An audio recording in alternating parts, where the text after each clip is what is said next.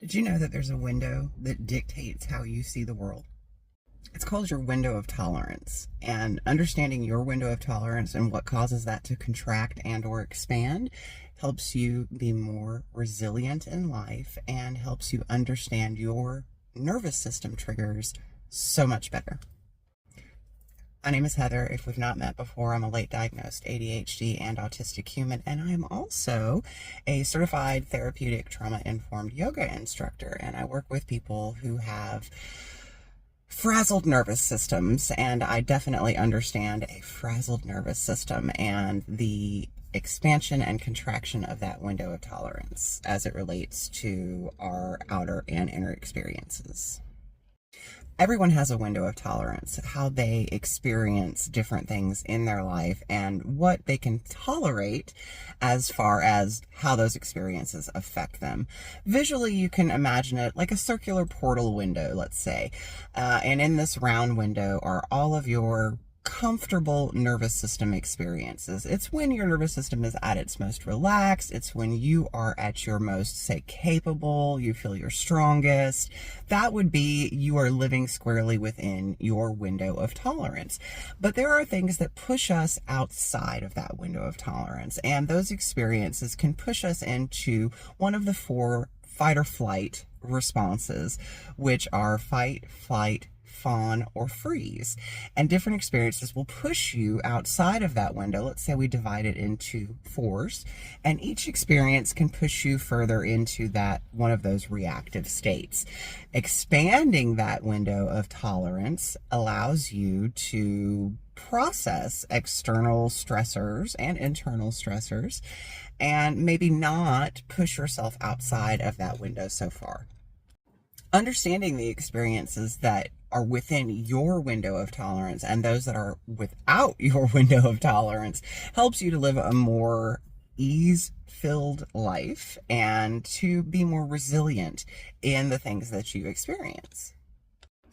If you're neurodivergent, autistic, or ADHD, your window of tolerance may be smaller, and it may fluctuate vastly from day to day based on your internal experience of the world. If you're chronically ill, that could also affect your window of tolerance. Being in pain constantly causes that tolerance window to shrink. It causes all of the external experiences and internal experiences that you have to maybe push you a little further out of that boundary, out of that window, than it would someone who is not constantly experiencing pain or some sort of other sensory stressor. And when I say learning the things that caused you to push yourself out of that window, that means examining your experiences, and when you notice that you have stepped outside of that calm, easeful feeling, that feeling of peace within yourself, what has pushed you out of that? And what area did it push you? For me, different experiences will push me outside of my window of tolerance, and it varies differently based on my internal experience that day, because I am someone that suffers with chronic pain and issues such as that. Some days when my pain is very high, my window of tolerance is very small, and I know that, and I know not to push myself into those areas that would cause stressors for me to have reactions that may push me into that fight, flight, freeze, fawn response. For you, it may look like knowing that social engagements cause you to react in a specific way. Maybe you immediately freeze when you are pushed into a social situation and become uncomfortable.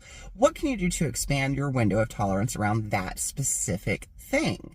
Is it only being in groups with people that you feel comfortable with, only experiencing groups of people that allow you to stay within that comfort zone of tolerance?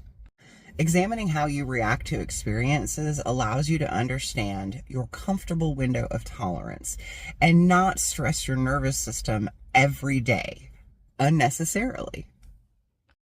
Learning to expand your window of tolerance means that you've taken into account the things that are going to push you outside of that window. And you know that doing these things may often cause you discomfort, but is it a discomfort that you can or cannot handle? We all know that being uncomfortable does not necessarily mean death, but sometimes our nervous system does perceive it that way. Especially if you have anxiety or if you are autistic or ADHD, those experiences are often heightened more so than they are for other people, neurotypical people, who may be able to tolerate such experiences without physical pain or discomfort. But you know that these things cause you physical pain or discomfort. That doesn't necessarily mean that you should avoid them altogether, though. Often we create a very small window of tolerance, and we know that our experiences beyond that may cause us pain, anxiety, fear. They may cause some sort of nervous system reaction, and it may cause us to spend days recovering from such things.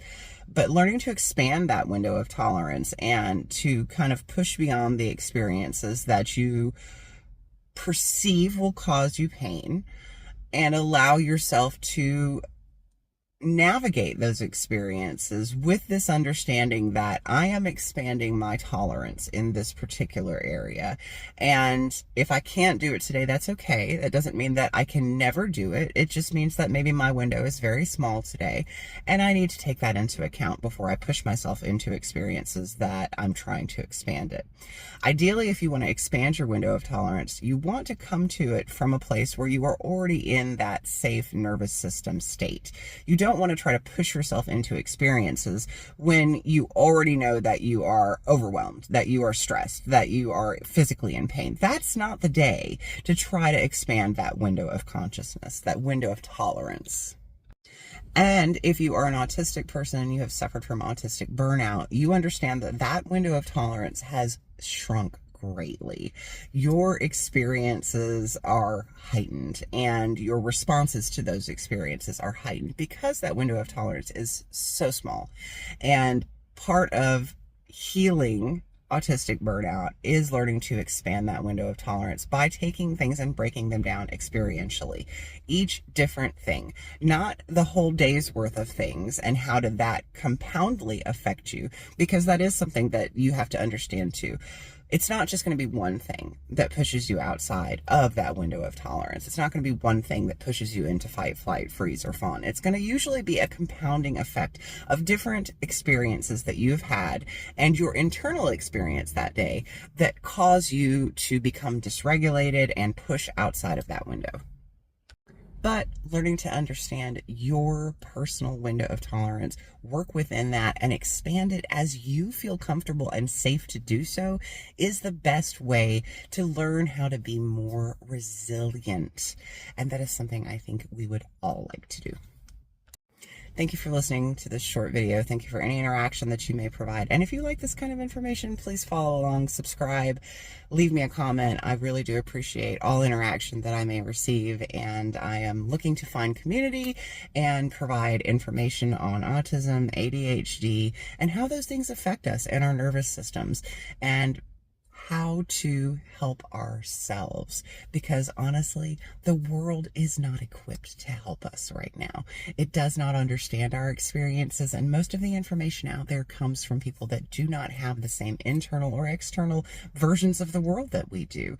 So people with autism, autistic people, ADHD people, helping each other with our own experiences is one of the most valuable things that we can do.